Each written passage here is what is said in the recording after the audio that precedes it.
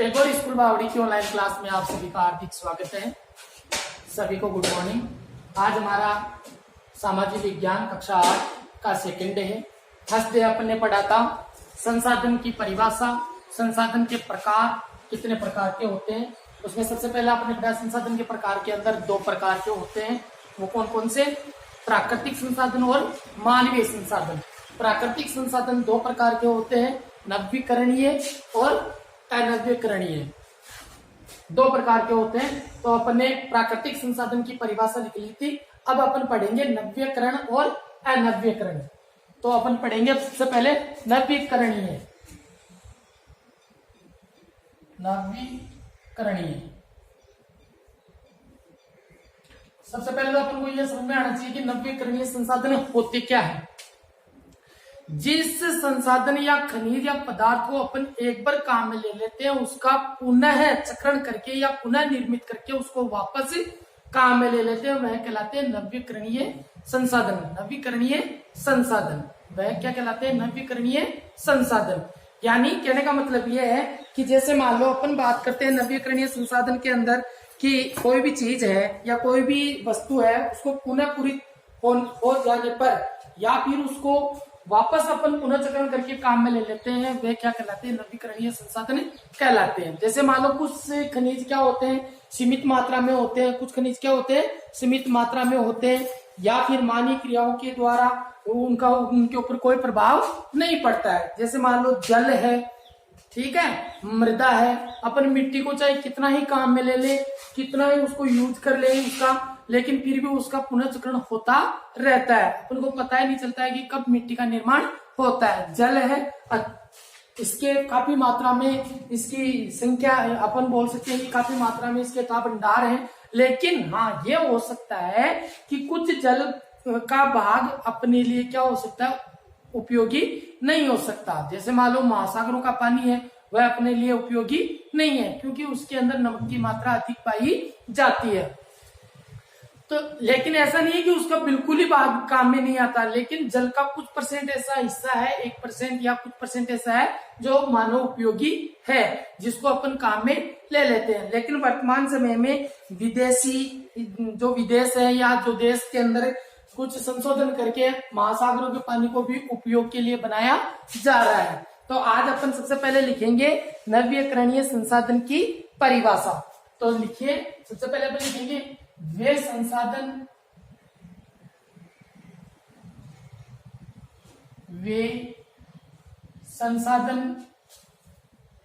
जो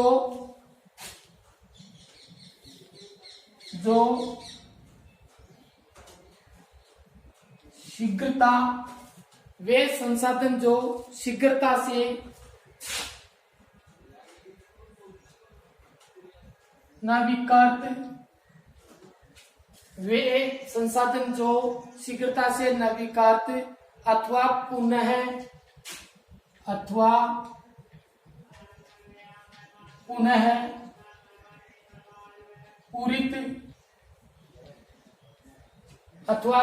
पूरित हो जाते हैं,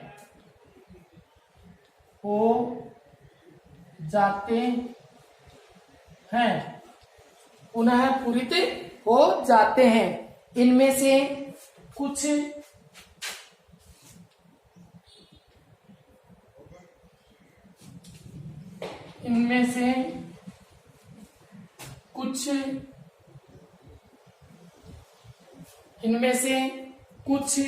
असीमित है और कुछ सीमित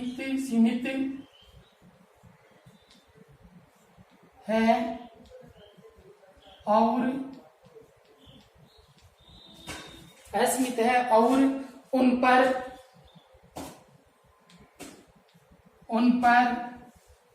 मानवीय क्रियाओं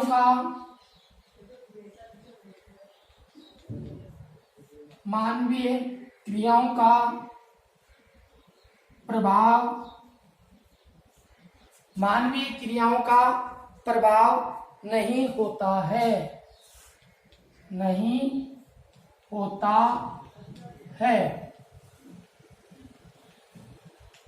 जैसे जैसे सौर ऊर्जा,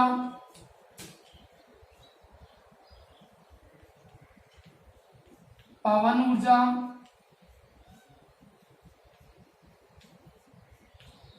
मृदा, इस प्रकार के बहुत सारे उदाहरण हैं। नवीकरणीय संसाधन कौन से हैं? वे संसाधन जो शीघ्रता से नवीकृत अथवा पुनः पूरित हो जाते हैं। इनमें से कुछ असीमित हैं और उन पर मानवीय क्रियाओं का कोई प्रभाव नहीं होता है। जैसे सौर ऊर्जा, पवन ऊर्जा, मृदा। कहने का मतलब यह है कि आप अगर जैसे मान लो सौर ऊर्जा है, सौर ऊर्जा को अपन क्या करते हैं, एक बार काम में ले लेते हैं, ये वापस उत्पादित हो जाती है। कैसे? जैसे मान लो पवनी तेज चलेगी तो विद्युत उत्पादन होगा। पवन ऊर्जा है, सौर ऊर्जा है, सौर ऊर्जा की मतलब सूर्य के ताप के द्वारा बनती है। सूर्य का ताप था भंडार में है तो ये वापस विद्युत को उत्पादित करता रहता है। उसी प्रकार पवन ऊर्जा है तो पवन ऊर्जा के माध्यम से हवाएं तेज चलती रहती है तो ये विद्युत उत्पादित होती रहती है। तो ये हो गया अपना नवीकरणीय संसाधन। अभी दूसरा पढ़ेंगे अपन अनवीकरणीय संसाधन। ये छोटी छोटी परिभाषाएं हैं, ये आपको याद करना है और इनको फेयर कॉपी में अच्छी राइटिंग से उतारना है। अनवीकरणीय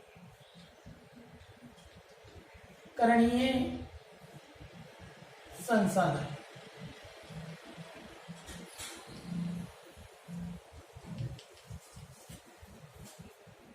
अनवीकरणीय संसाधन,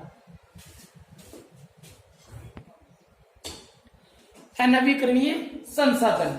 अब अपन इसके बारे में पढ़ेंगे। वे संसाधन जिनके भंडार क्या होते हैं, सीमित हैं। कौन से संसाधन? जिनके भंडार क्या है, सीमित है। जैसे मान लो पेट्रोलियम है तो पेट्रोलियम के भंडार क्या है, सीमित है। तो अपन को इसका उपयोग भी क्या करना चाहिए, सीमित मात्रा में करना चाहिए। प्राकृतिक गैस है तो प्राकृतिक गैस का भी अपन को क्या करना चाहिए, सीमित मात्रा में प्रयोग करना चाहिए। क्योंकि लगातार जनसंख्या बढ़ती जा रही है, इसकी मांग अधिक होती जा रही है तो आने वाले समय में इसकी मात्रा काफी कम हो जाएगी। अगर मात्रा कम हो गई तो इसका इसकी मूल्य में क्या होगी, वृद्धि होगी। तो ये अपने लिए एक विकट समस्या उत्पन्न हो जाएगी। उससे निपटने के लिए अपन को क्या करना पड़ेगा, इनका सीमित मात्रा में प्रयोग करना पड़ेगा। तो आइए अब अपन लिखते हैं नवीकरणीय संसाधन। क्यों? क्योंकि लिमिट मात्रा में क्यों इसका उपयोग करना जरूरी होगा, क्योंकि वापस ये संसाधन बनने के अंदर लाखों वर्ष क्या हो जाते हैं, इसके अंदर खपत जाते हैं, लाखों वर्ष लग जाते हैं। क्यों? क्योंकि उनकी वापस वो क्रिया होती है, फिर उनके द्वारा वो जो अभी इनकी जो क्रिया होती है वो बनने में काफी वर्ष लग जाते हैं। तो अपन को इनका ये सोच शक्ति के अनुसार अपन को क्या करना है, सीमित मात्रा में इनका उपयोग करना है। तो अब अपन लिखेंगे कि वे संसाधन जिनके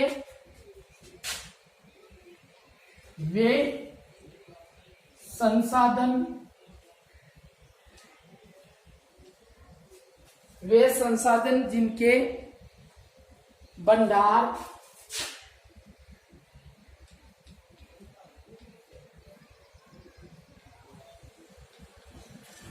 सीमित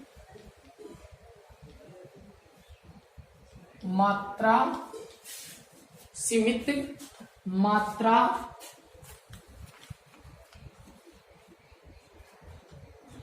में है, सीमित मात्रा में है। ऐसे बहुत सारे खनिज है या संसाधन है जिनकी मात्रा क्या है, बहुत कम है, यानी सीमित मात्रा में है। भंडार के एक बार समाप्त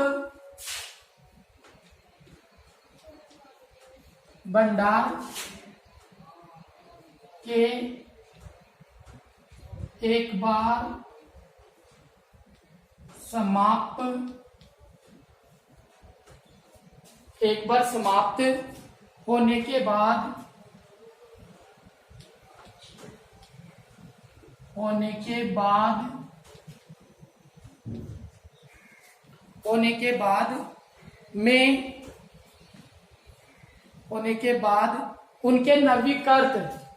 उनके नवीकार्त उनके नवीकार्त अथवा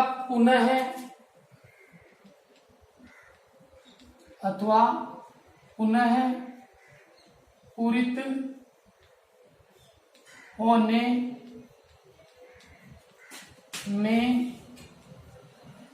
हजारों वर्ष लग जाते हैं। वापस बनने में हजारों वर्ष लग जाते हैं। फिर थोड़ा इसके अंदर लिखते हैं, इस प्रकार के संसाधन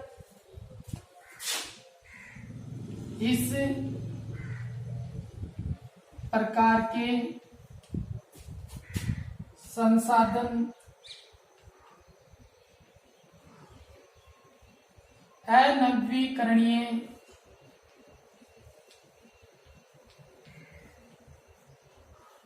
संसाधन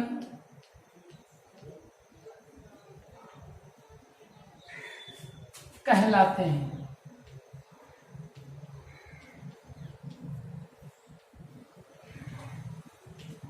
अनवीकरणीय संसाधन कहलाते हैं। जैसे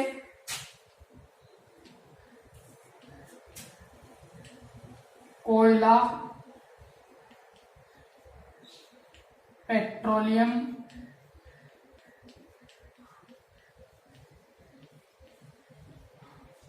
प्राकृतिक गैस,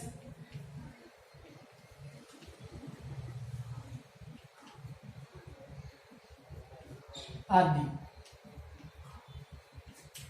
ये हो गया अपना अनवीकरणीय संसाधन। वे संसाधन जिनके भंडार सीमित मात्रा में है, भंडार के एक बार समाप्त होने के बाद उनके नवीकार अथवा पुनः पूरित होने में हजारों वर्ष लग जाते हैं। इस प्रकार के संसाधन अनवीकरणीय संसाधन कहलाते हैं। इसके उदाहरण है जैसे कोयला, पेट्रोलियम, प्राकृतिक गैस आदि। तो ये हो गया अपने दो चैप्टर, नवीकरणीय संसाधन और दूसरा हो गया अनवीकरणीय संसाधन। इनकी परिभाषा आपको याद करनी है, समझना है, और फिर आगे अपन नेक्स्ट क्लास में पढ़ेंगे इनके आगे की बातें। मानवीय संसाधन तो आज अपना 2 गया है और इनको अच्छी राइटिंग से आपको फेयर कॉपी में उतार लेना है। धन्यवाद।